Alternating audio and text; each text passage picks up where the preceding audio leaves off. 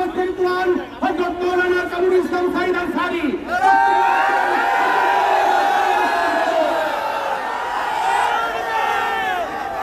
আসসালামু আলাইকুম ওয়া রাহমাতুল্লাহ।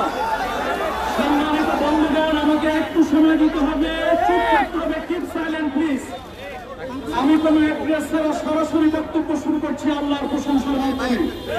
সুপ্রিয় বন্ধুরা, আমাদের দেশে অপরাধ প্রবণতা এত বাড়ল কেন? কান খুলে শুনুন।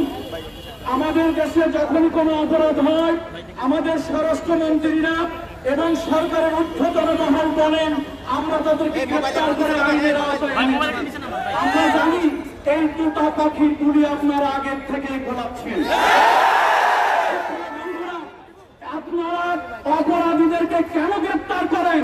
আজকে জাতির সামনে তো স্পষ্ট হয়ে গিয়েছে। অপরাধীদেরকে গ্রেফতার করেন জনগণের বেদানি খাওয়ানো থেকে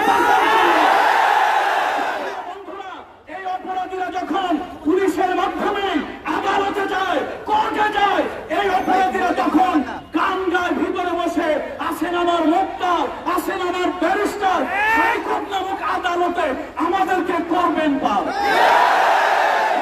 আমরা জানি এদেশে বিশ্বজিতের হত্যার বিচার কিভাবে হয়েছে, হত্যার বিচার কিভাবে হয়েছে।